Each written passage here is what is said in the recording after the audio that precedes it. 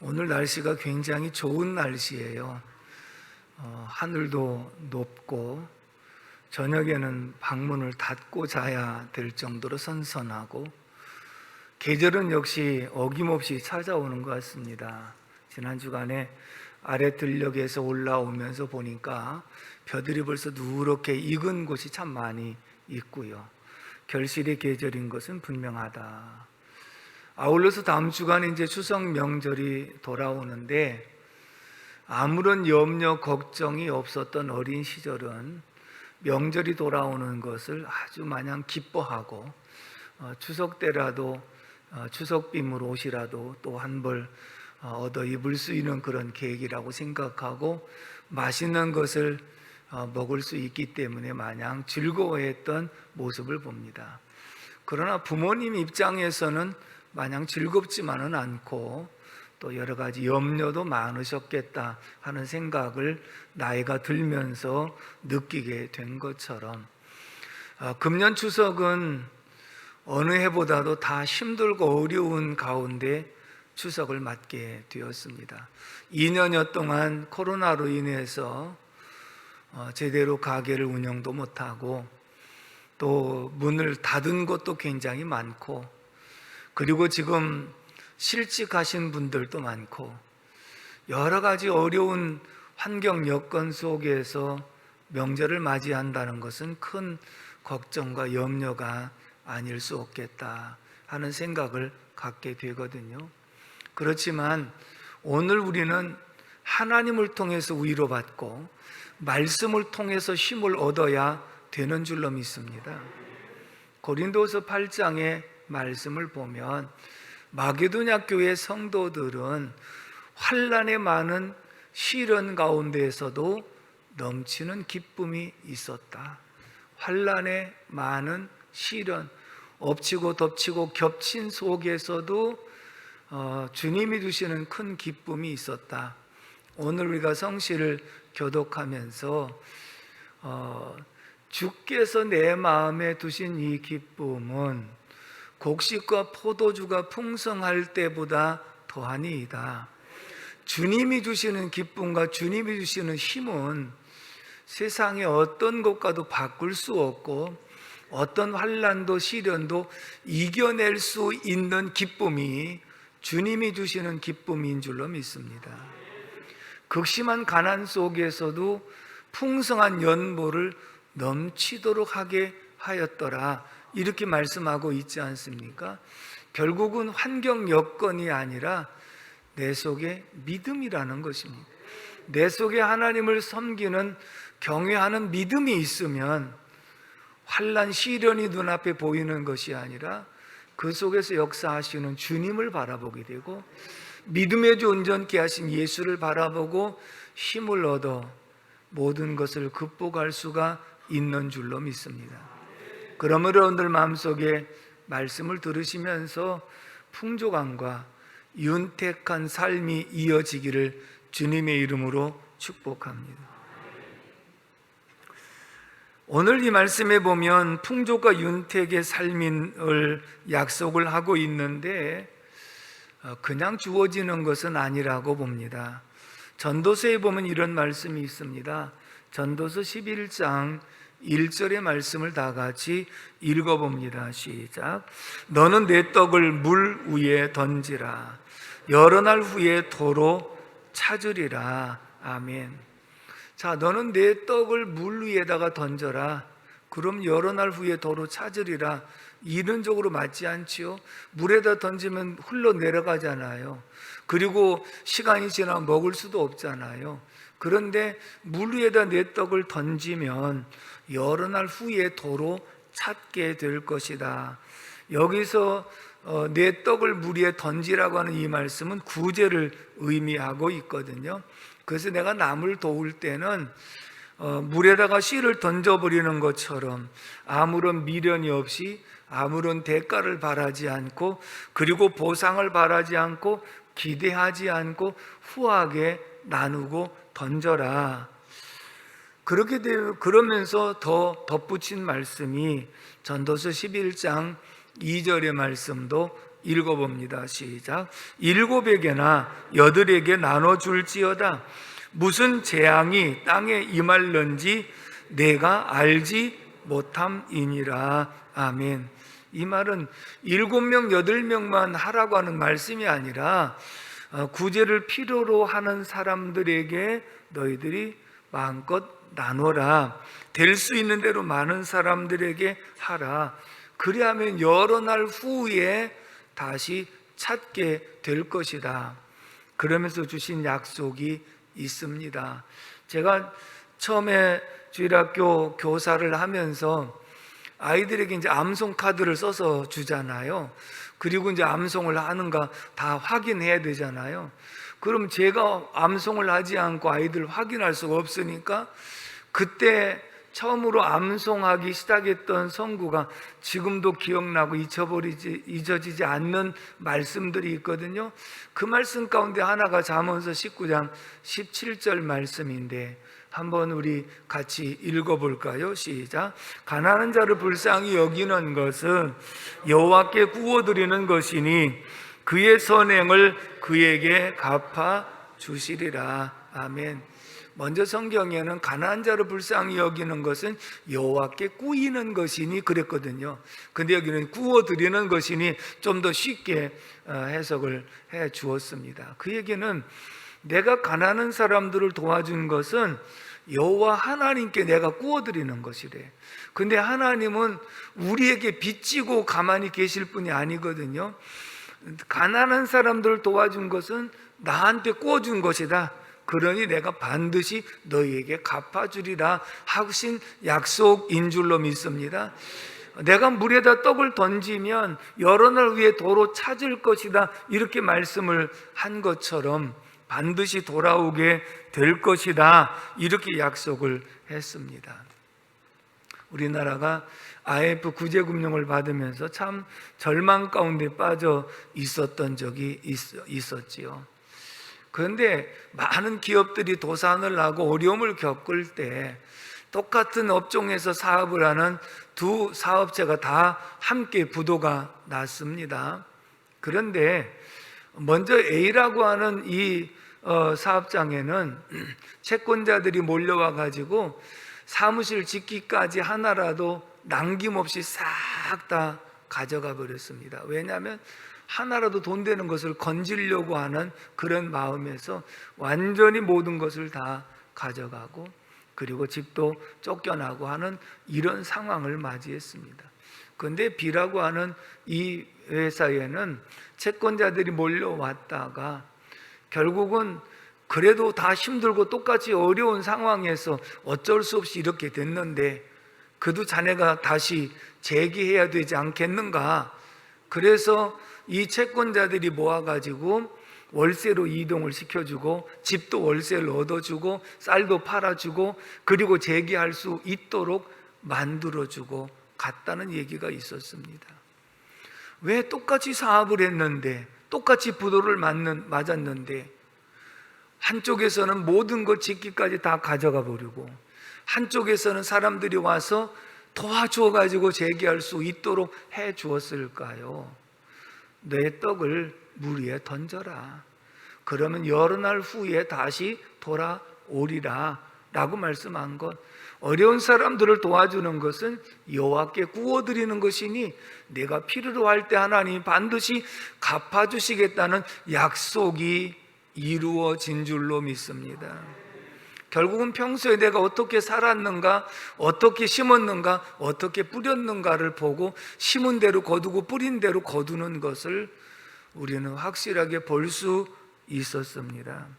그래서 오늘 이 말씀은 우리가 생각하면 내가 안 쓰고 모아야 더 잘 살 수 있다고 하는 것인데 자꾸 흩어서 나눠주고 구제하면 더 잘 살 수 있다고 하는 말씀은 역설적인 진리입니다. 우리가 일반적으로 이해가 안 되는 말씀이지만 하나님의 약속은 역설적인 진리가 많이 있는데 그래도 그 말씀대로 하나님께서 반드시 성취해 주시는 줄로 믿습니다. 그래서 오늘 제목을 풍족과 윤택한 삶이라 이렇게 말씀을 준비하면서 구체적으로 생각을 해 보고자 합니다. 먼저는 오늘 본문 24절을 다 같이 읽겠습니다. 24절 시작. 흩어 구제하여도 더욱 부하게 되는 일이 있나니 과도히 아껴도 가난하게 될 뿐이니라. 아멘. 흩어 구제하여도 하는 이 말씀은 아낌없이 던져도 라고 하는 거예요. 아까 떡을 물에다가 아낌없이 던지라고 말씀한 것처럼 흩어 구제하여도 아낌없이 던져도 구제 대상이 누구인지 고려하지 않을 정도로 내가 도와야 될 상황이라고 판단하면 무조건 도와주는 그런 의미를 흩어 구제하여도 이렇게 하게 되어지면 더욱 부하게 되는 일이 있나니, 이것은 이제 크기나 수량이 더 많아지는 것을 의미하는데, 자, 이런 예화를 한번 생각해 보면 저희 고향이 샘고랑이라고 그랬어요. 샘고랑, 샘이 여러 군데 있었고 물이 참 잘 나왔고, 그래서 그것으로 물도 다 마시고 빨래도 하고 그렇게 하면서 자랐거든요. 저는 샘고랑에서 자랐기 때문에 샘에 대한 원리를 잘 아는데, 이 물은 퍼내면 퍼낼수록이 항상 새로운 물이 금방금방 찹니다. 그래서 논에도 물을 주게 되고 밭에도 물을 주게 되고 그리고 식수로 갖다 떠다 먹게 되고, 이렇게 하면서 1년에 몇 차례씩 샘 청소를 하거든요. 샘 청소를 하는데 물을 빨리빨리 퍼내야 돼요. 천천히 퍼내면 금방 차오르는 물을 감당 못해서 물만 계속 퍼내야 되는 상황이거든요. 그 형들하고 물을 빨리빨리 퍼내고 어느 정도 퍼면 그 안에 들어가서 이제 샘에 있는 돌들을 다 닦아내고 그 다음에 바닥에 있는 모래 같은 것을 걷어내고 그러면 물이요, 새로운 물이 계속해서 나오고 그리고 훨씬 더 깨끗하고 좋은 물로 넘치는 것을 많이 보았거든요. 마찬가지입니다. 내가 흩어 구제하면 더욱 부하게 되는 일이 있나니, 결국은 샘물은 퍼내면 퍼낼수록 좋은 물을 마시고 생수를 마시게 되고, 그리고 물구멍이 열려갖고 더 많은 물이 솟아나는 줄로 믿습니다. 여러분 인정하십니까? 그런데 고여있는 물을 보면요, 아무리 깊은 샘이라 한다 할지라도 고여있는 물은 결국은 썩어서 먹을 수가 없습니다. 똑같은 원리를 하나님 말씀하고 있지요. 우리에게 하나님이 주신 것을 다시 순환을 시켜야지, 그것을 오직 간직하고 가지고만 있고자 하는 마음이 있으면 바로 썩어서 냄새가 나는 것이다. 그래서 흩어 구제하면 더욱 부하게 되는 일이 있다. 24절 하반절에 따라서 합시다. 과도히 아껴도 가난하게 될 뿐이라. 과도히 아껴도라고 하는 말은 억제하다, 거절하다. 이 말은 내가 마땅히 해야 될 도리임에도 불구하고 못 본 척하고 거절하고 그리고 억제하면서 내가 도와야 될 일을 게을리 하게 된 것은 이기심뿐만 아니라 이런 일을 하지 못하는 결과를 가져오는데 오히려 가난하게 될 뿐이다. 이것도 말이 안 되는 것은요, 내가 과도히 아끼면 내 돈 모아지는 거 아니겠어요? 그러면 내가 부자로 살아야 되는데 오히려 가난하게 될 뿐이니라, 이렇게 말씀을 하고 있어요.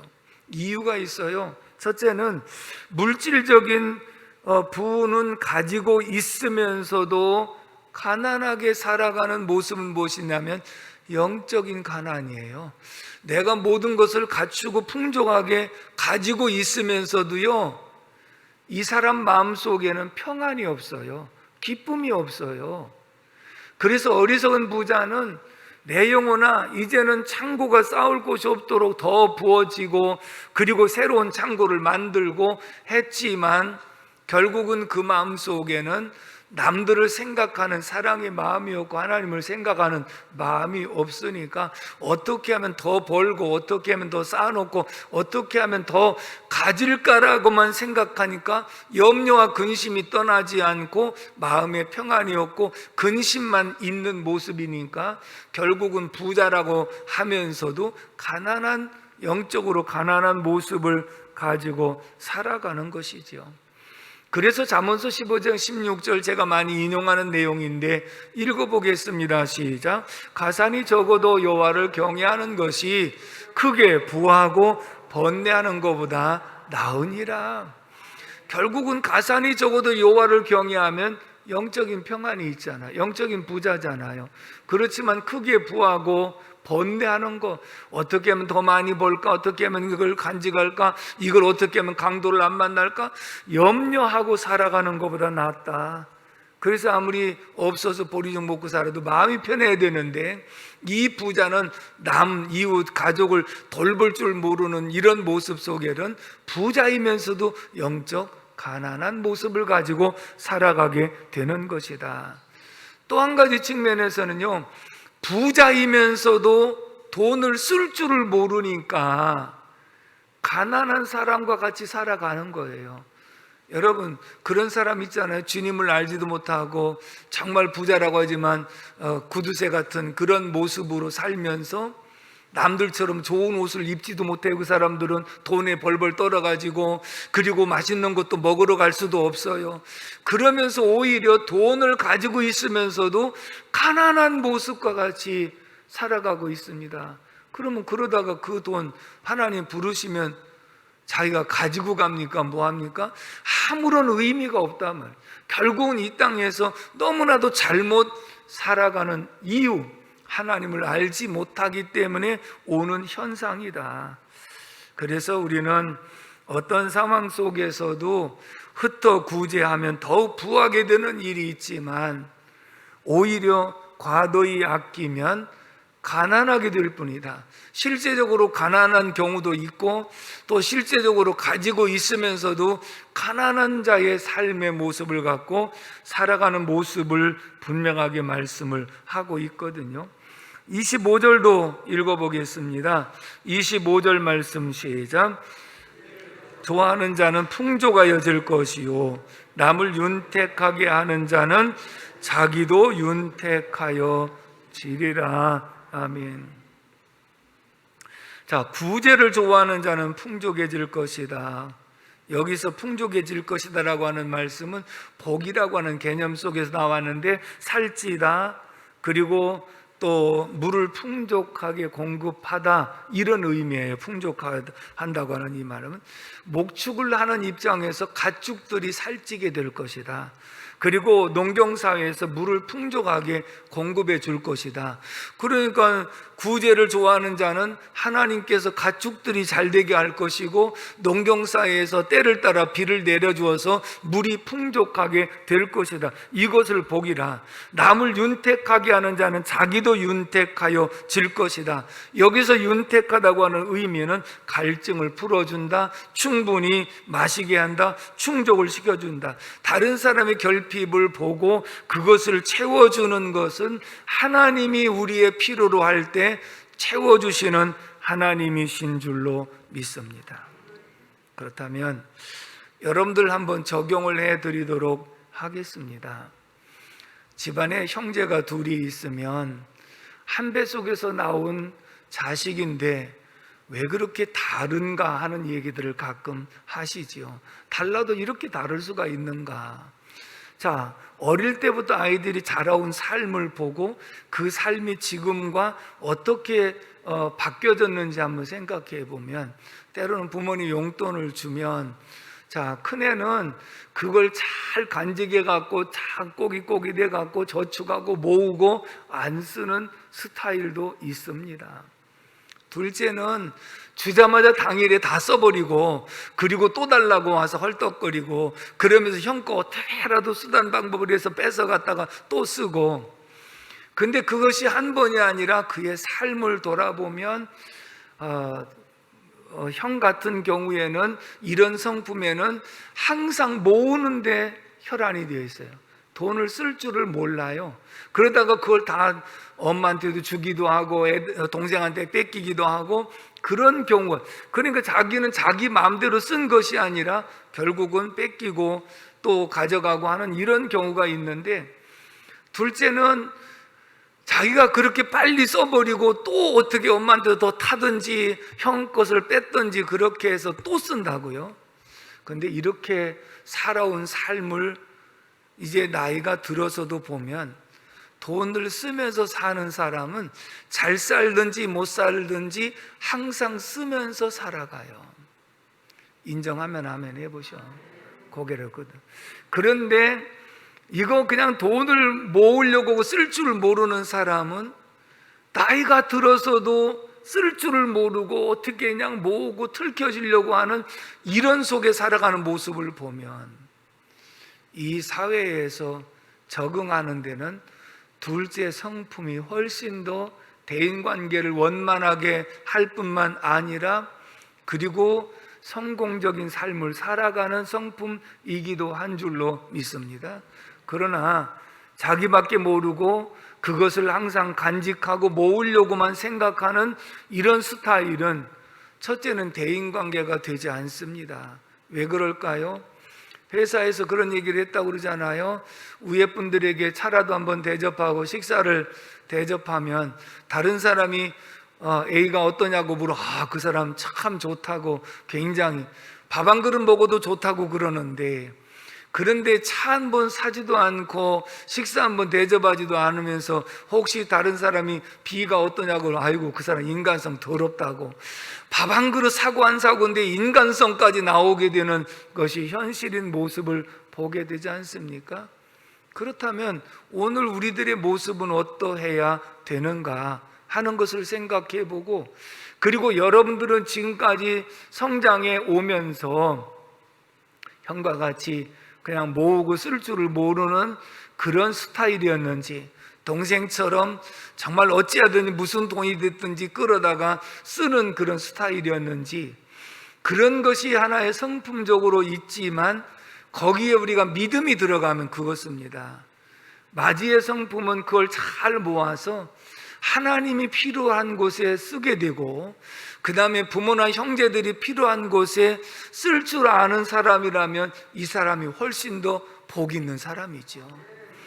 그리고 둘째도 그렇게 살면서 믿음이 들어갈 때, 내가 과거에는 나를 위해서만 많이 썼지만 이제는 내가 주를 위해서 쓰고 다른 사람을 위해서 쓴다는 생각으로 바뀌어졌다고 한다면 이 삶도 그 나름대로서 어떤 사람이 낫고 못하고를 얘기하는 것이 아니라 똑같은 성품들을 가지고 있지만 결국은 삶의 방식은 하나님께 영광 돌리는 그런 일은 목적은 같은 줄로 믿습니다. 아멘이십니까? 저 같은 경우에도 이제 전자와 같은 스타일이었단 말이죠. 그래서 어찌하든 돈을 벌어야 되겠다 이렇게 생각을 한 것은, 근데 저한테는 분명한 목적이 있었어요.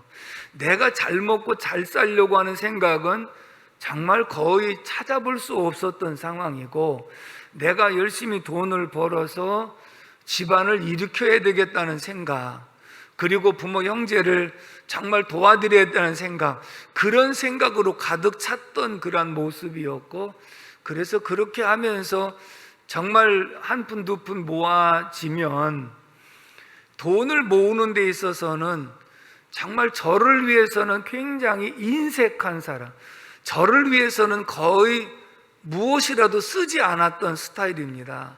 먹고 싶은 것도 먹지 못하고, 입고 싶은 것도 사 입지 않고, 가고 싶은 것이 있지만 가지 않고, 그러면서 정말 모아가지고 주를 위해서 필요한 곳, 그리고 부모 형제를 위해서 필요한 곳, 또 다른 동역자들을 위해서 필요한 곳, 이런 것이 있으면 아낌없이 베풀고 나누면서 살아가려고 했던 모습을 하나님이 주신 은혜인 줄로 믿습니다.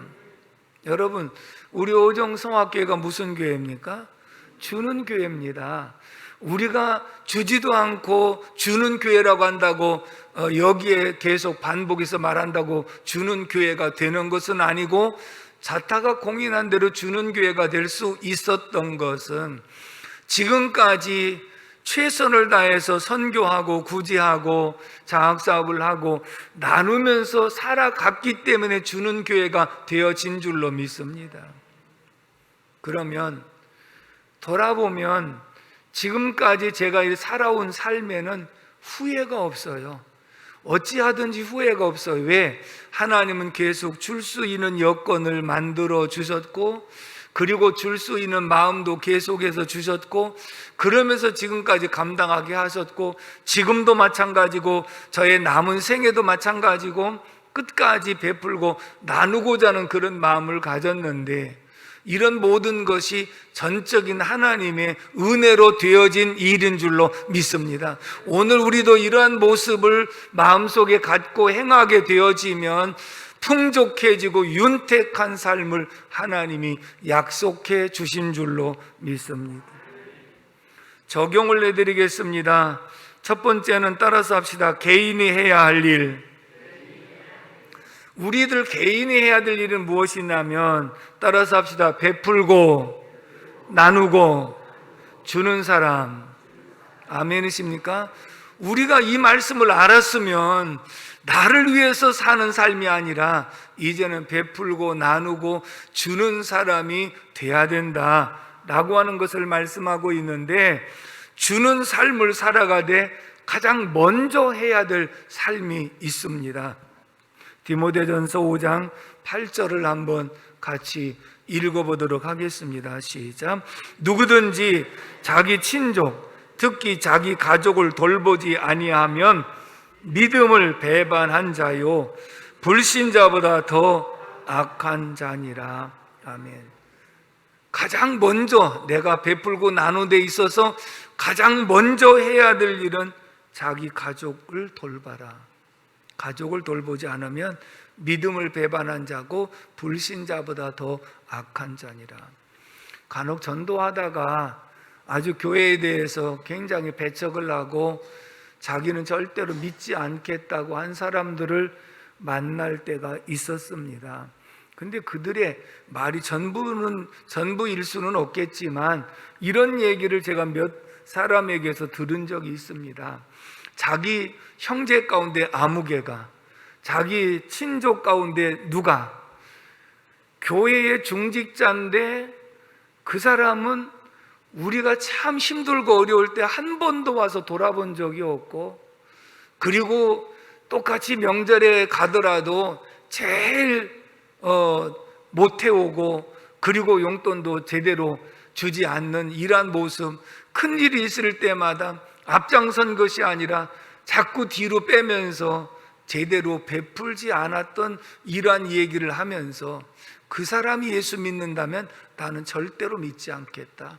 어떻게 예수 믿는 사람이 안 믿는 사람보다 더 나쁜 행동을 하느냐, 이렇게 막 분개를 하는 얘기를 들은 적이 있거든요. 우리는 세상의 빛이기 때문에 믿지 않는 사람들이 우리의 언행 심사를 다 보고 있거든요. 그렇기 때문에 평소에 집안에 대소자가 있을 때 믿는 우리들이 어떻게 하는지를 다 보는 거예요. 그런데 정말 앞장서서 감동 있게 행하게 되면 역시 믿는 사람이 달라. 역시 오정성학교의 중직자들은 달라. 안 달라요? 이 동네. 그런 모습을 얘기하는 거예요. 그래서 개인적으로 가족, 친족을 돌보지 아니하면 불신자보다 더 악하고 믿음을 배반한 자라, 그렇게 말씀을 했기 때문에, 여러분, 이제 명절이 돌아옵니다. 다 힘들고 어려운 가운데 명절을 맞이하고 있기 때문에 똑같은 입장이라고 한다면 그래도 믿는 우리들이 더 잘해야 되겠다는 생각은 필요한 줄로 믿습니다. 명절을 준비하기 위해서 내가 오랫동안 먹고 싶은 거 먹지 않고 쓰고 싶은 거 쓰지 않고 그걸 더 잘 모았다가 이 명절에 어르신들이 계시면 어르신들에게 용돈도 다른 형제보다 더 많이 드리고, 그리고 내가 더 맛있는 것도 많이 사가지고 가고, 그래서 누가 보더라도 예수 믿는 우리들이 훨씬 더 낫다라고 하는 인식은 갖게 하는 것이 필요한 줄로 믿습니다. 아멘이십니까? 그래서 우리가 또 구제해도 하나님 책임져 주신다고 하셨는데, 내가 힘들고 어려운 가정을 함께 돌보는 것도 바로 하나님께 하는 것이며, 하나님께서 약속한 대로 복을 주시겠다고 분명히 우리에게 확신 있게 약속해 주신 줄로 믿습니다. 그러므로 이 명절을 보람 있게 잘 지낼 수 있기를 주님의 이름으로 축복합니다. 두 번째, 따라서 합시다. 교회가 해야 될 일. 이제 공동체가 해야 될 일이 있습니다. 자, 교회는 선교하고 전도하고 구제하고 장학사업을 하고 떡과 복음이 항상 같이 갔습니다. 지금까지도 우리가 이 사명을 감당했는데, 구약에서도요, 곡식을 벨 때 한 모퉁이를 다 베지 말고 남겨놓으라고 그랬어요. 왜? 나그네와 과부를 위해서 남겨두라고 그랬어요. 그리고 곡식을 베다가 이삭이 떨어지면 그거 돌아서서 줍지 말라고 그랬어요. 왜? 뒤에 와서 가난한 사람들 주워갈 수 있도록 하라고 구약에서도 하나님 말씀하셨고, 그 다음에 또 율법으로도 보장된 것은 무엇이냐면, 나그네들이 배고플 때 가다가 곡식이나 아니면 포도원에 들려서 자기가 싸갖고 가는 것이 아니라 먹고 갈 수 있도록 해주라 그랬어요. 그만큼 보장된 그런 약속이 있는 모습을 보게 되고, 매 3년마다 11조를 들여서 이것을 레위인이나 나그네 고아와 과부를 돕는 일에 사용하라고 말씀하고 있고, 매 7년마다 안식년이 되면 농사를 일체 하지 않고 쉬거든요. 그럼 농사를 안 해도 거기서 달리는 열매가 있거든요. 그러면 그것은 나그네들 몫이고 또 어려운 사람들의 몫으로, 이렇게 하나님은 가난한 자를 늘 생각하셨던 모습을 봅니다. 그러므로 우리 교회가 주는 교회로, 선교하는 교회로 지금까지 성장해 올 수 있었는데, 교회가 안 된 것이 아니라 더 풍성하게 할 수 있는 여건을 주신 분이 하나님이신 줄로 믿습니다. 그러므로 이 명절을 은혜 가운데 잘 지내면서 더 풍족하고 윤택한 삶을 살아갈 수 있기를 주님의 이름으로 축복합니다. 기도하겠습니다. 고마우신 아버지 하나님, 은혜와 사랑을 진심으로 감사를 드립니다. 오늘도 하나님이 저희들을 사랑하셔서 말씀 주셨사오니 감사합니다. 흩어 구제하여도 풍족하게 되고 남을 윤택하게 하는 자는 자기도 윤택할 것이라고 약속 주신 대로 말씀 따라 개인이 해야 될 일을 하게 하시고, 교회가 해야 될 일을 감당해 나갈 수 있도록 도와 주시옵소서. 예수님의 이름으로 축복하며 기도합니다. 아멘.